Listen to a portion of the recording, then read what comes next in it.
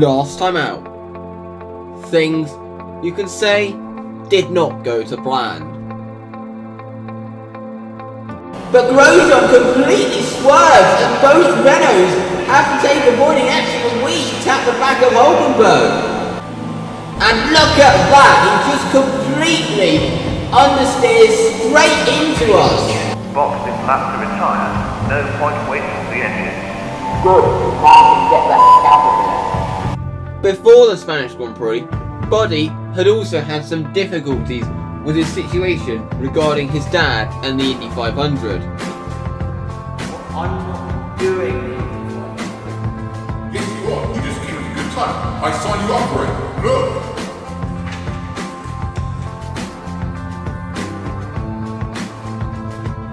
So Buddy was going to have to compete in the Indy 500 after what happened last year. But he came up with an ambitious plan to fly to Indy after the Monaco Grand Prix, like he did last year. But before the Monaco Grand Prix, qualifying for the Indy 500 took place. This was where he had his crash last year, which forced him to sit out the rest of the season. So, as you can expect, for him and those around, it was quite a nervy time.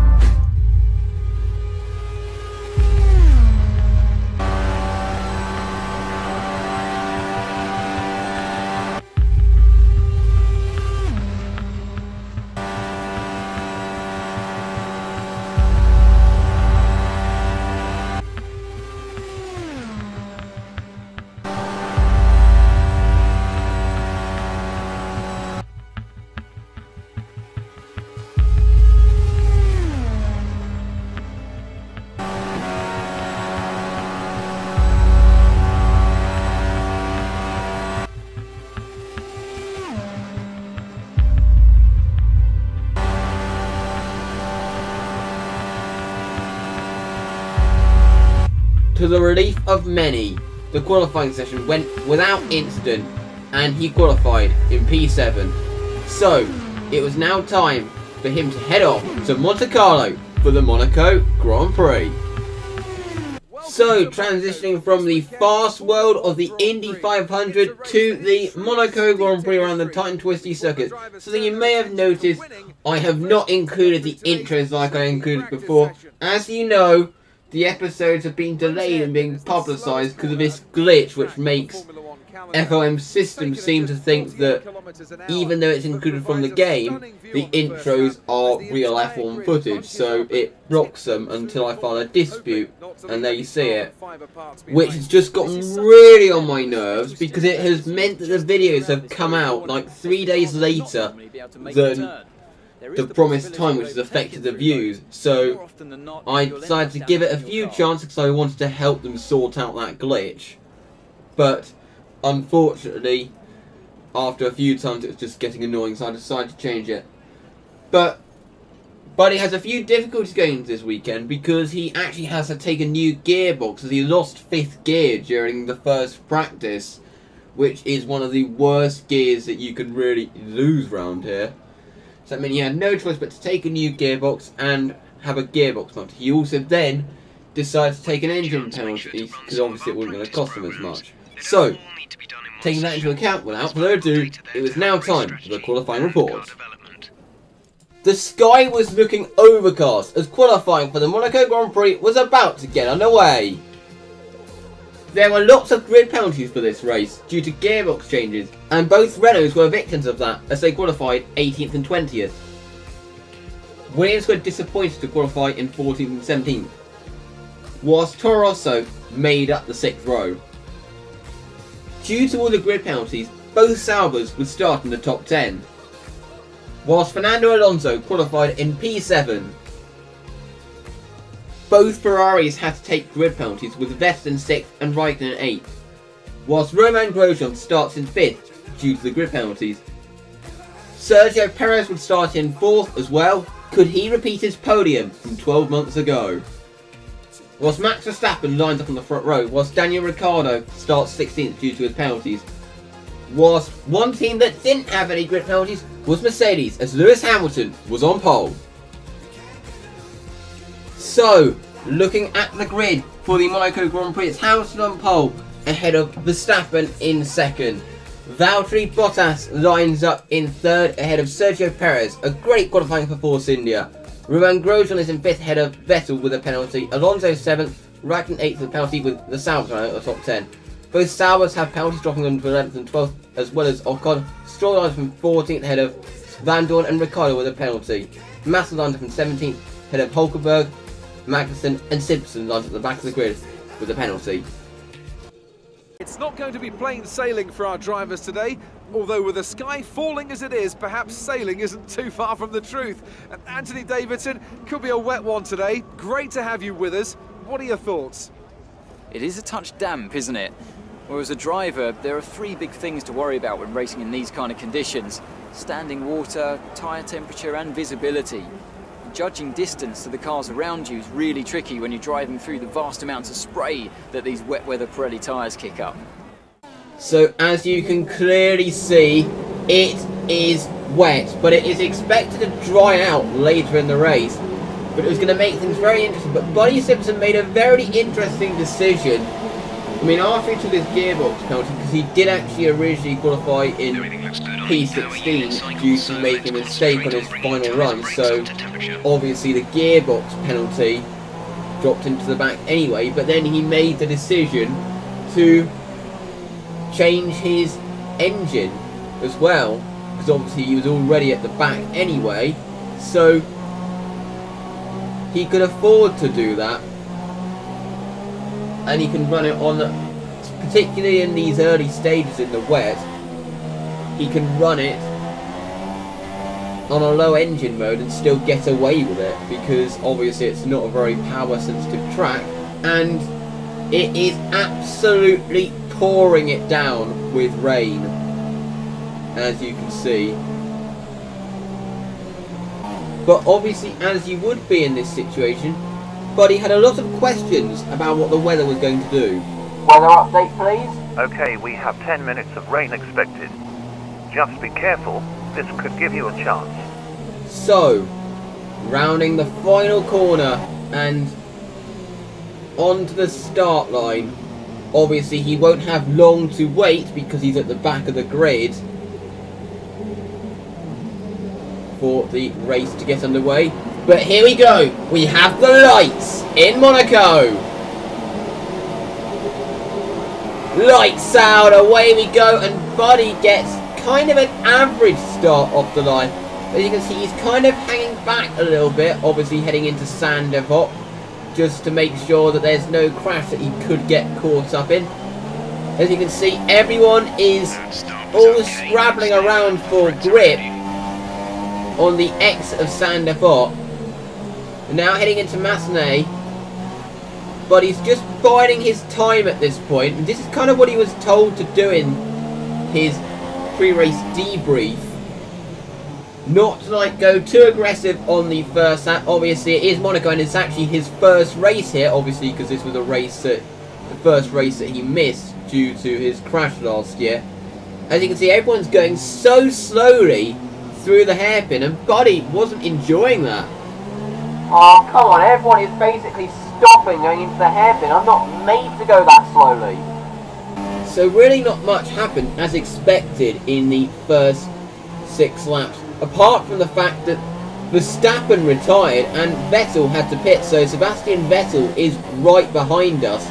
But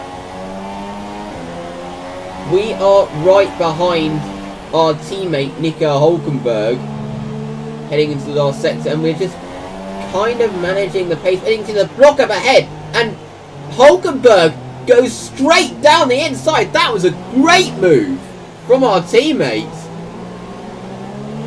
So look at the replay, he just dived it up the inside, kind of did a Jules Bianchi from Monaco 2014. So as you can see, he almost managed to pass Massa as well. So it was a very good move from Nico Hulkenberg. As you can see, Buddy is right behind the Haas of Kevin Magnussen, and he's going to do almost exactly the same heading into Raskas, and he has made that move stick. Absolutely crucial. So Buddy was making up ground here, and as you can see, moving on to lap 17, it's getting quite dry, but he was getting a bit punchy behind his teammates. Guys, Nico is holding me up a lot. I think it would be better fast in front. Nico will be boxing at the end of this lap. Goodbye. Yes. You will come in next lap. So the track has dried out, and usually you'd think Buddy would be a bit annoyed as Hulkenberg was then going to get the better tyres, but this is going to give Buddy a lap in clear air, because we are really at the crossover point where both tyres, where changing to the slicks could either be something that doesn't work or something that does. It is like at the real crossover point here. So it's understandable that Renault were doing different things with both their cars, pitting one this lap. Obviously they couldn't pit two, because otherwise they'd have to stack. But as you can see, we're into the pits for our first scheduled, or not really scheduled because it's rain, but our first pit stop. And we're going to be changing to a set of the ultra soft tyre. Having to wait a little bit for a couple of cars in the pits. But as you can see, we exit in P14, very close to Esteban Ocon. But it turns out that staying out that extra lap has worked, because we have made up a whole heap of positions, because we are up into P14. Which would become P13 when Sergio Perez parked at the chicane, before getting promoted up to 12th by another penalty. And then as you can see, a whole load of cars have got involved in a pile-up ahead. The pile-up did clear up, but inevitably it was going to result in a safety car. Quite a few cars either dropped out or pitted under that safety car period. So in all of that, we were actually up into P7. As you can see, we're on the safety car restart. There's a Force India pitting ahead. We have blue flags to respond to, and that is Grosjean, who is a lap ahead. But we aren't quite able to get on the power quick enough to defend from Esteban Ocon, who was able to get through into P7. So we are down into P8, but considering starting at the back in Monaco, to be in the points is quite good. So moving on to lap 34, and at this point Buddy was just pounding round behind Esteban Ocon with Danny Kvyat on the super soft. As you can see, Buddy has tapped the wall, and that has damaged his front wing quite severely. I hit the wall, guys, I hit the wall. How's my front wing? Badly damaged, but downforce doesn't matter as much, so we will fix it at next stop. So this damage wasn't going to affect him in the slow corners, but going into parts such as the swimming pool complex and Casino Square, it was going to affect him quite a lot. As you can see, Buddy understeers a little bit going to Saint Devote, which is actually one of the faster corners on the track.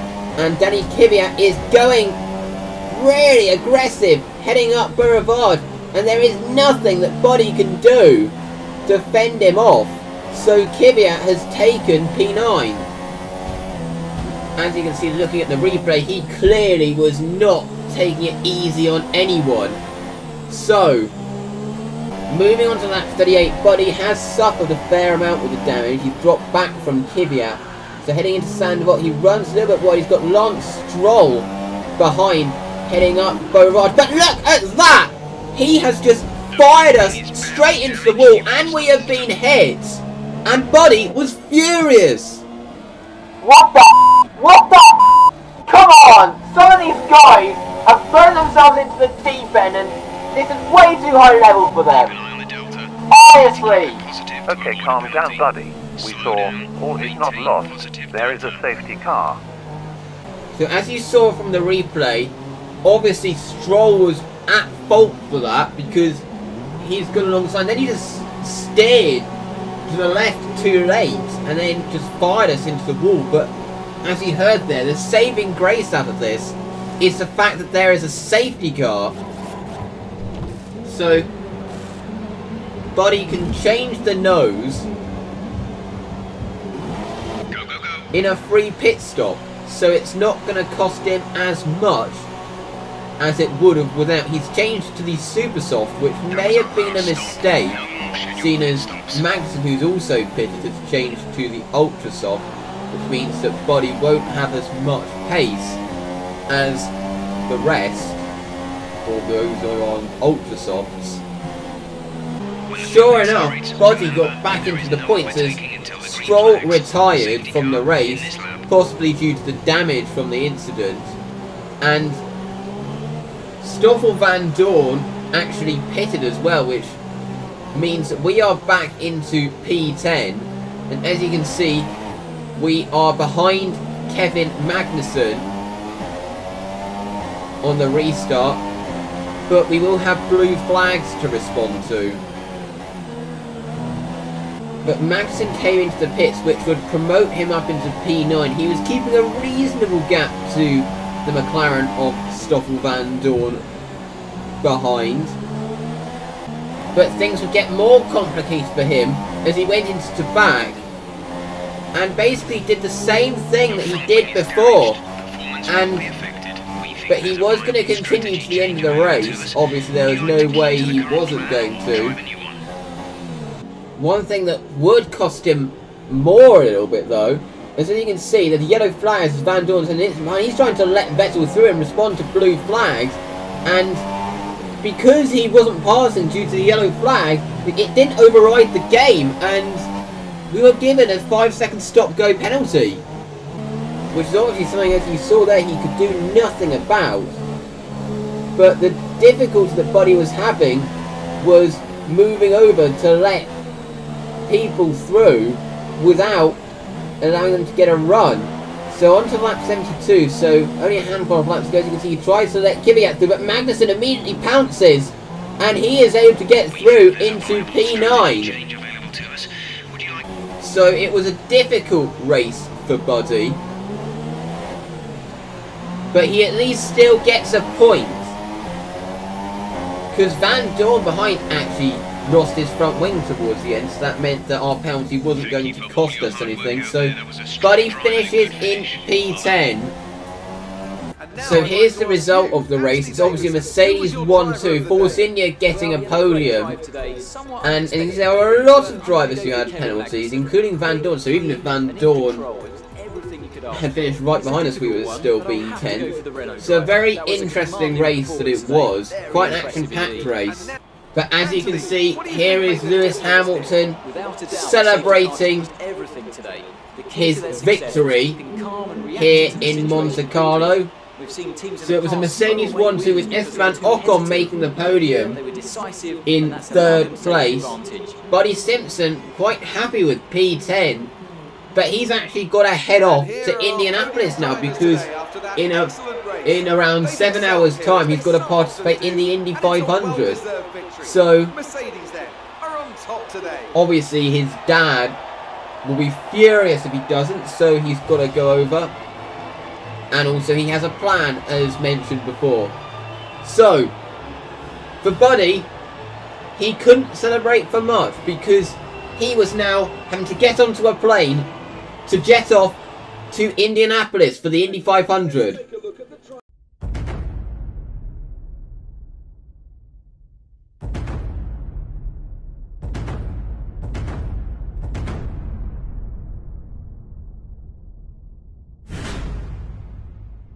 Buddy arrived at the track literally 10 minutes before the driver introductions. When the race got underway, Buddy got off to a good start.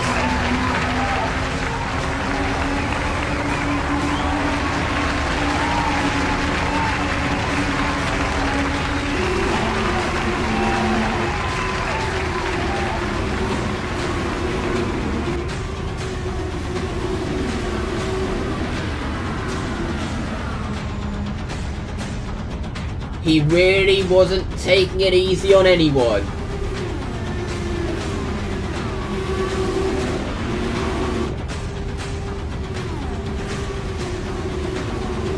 In a race full of cautions, by lap 163, he was up to 2nd.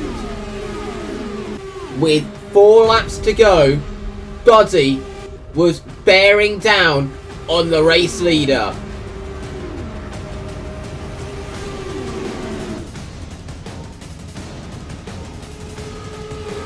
before his chance came.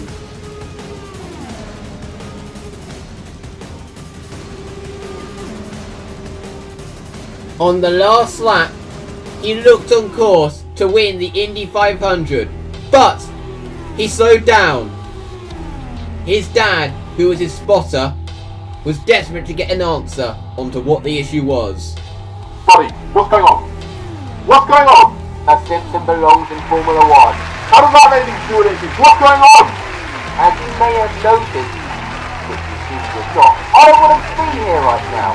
It'd be better if someone who wants to be here took the Indy 500 win. Oh, believe me, you are in real trouble now. The crowd, who knew the situation very well and obviously didn't want to see a driver who didn't want to be there racing, applauded him for his standing up to his father. But his father was still furious. How dare you? Why did you do that? It would be better if someone who wants to be an Indy wins the Indy 500, not someone who doesn't even want to be there. Believe me, that was a bad move. So, Buddy parked at Gasoline Alley. 2 ruckus of applauses from the fans. But the price he had to pay was he had to contend with a furious father. Yeah? Come here! Okay! What were you thinking? Explain yourself! A Simpson does belong in Formula 1. You saw the reaction of the crowd. Even IndyCar fans don't want me to be there if I don't want to be in that. You gave the entire family heritage a bad image. Now everyone knows about the situation and thinks I'm a dick because of you. Not that they already knew. The way you publicly slate all the teams that I drive for, of course they already know about it. Don't give me that. You raced in Formula 1 and then you turn up almost late for the driver introduction and then you do that and give my family a bad image. What were you thinking? Explain yourself. You raced in Formula 1, which I explicitly said a Simpson doesn't belong in Formula 1. Honestly, what do you have against me racing in Formula 1? It is my dream. I mean, look at David Beckham. His son doesn't want to be a footballer. He's disappointed, but he accepts it. I'm not David Beckham. I am Bobby Simpson. And if I say a Simpson doesn't belong in Formula 1, I mean that. I can't believe you. You should not be racing in Formula 1 because you're... Because what? It's a secret. You may be in Formula 1 now, but believe me, mark my words, you'll be out within a month. And for goodness sake, break up with that girlfriend of yours. She's a really bad influence. She supports your Formula 1. For supporting what I really want to do? Yeah, that's a really bad influence, isn't it? She helps you with Formula 1, which is not your thing. She's a bitch, just like her dad. No, she isn't, and F1 is my thing. Can you stop saying that? It isn't if I say it isn't. Oh, yes it is.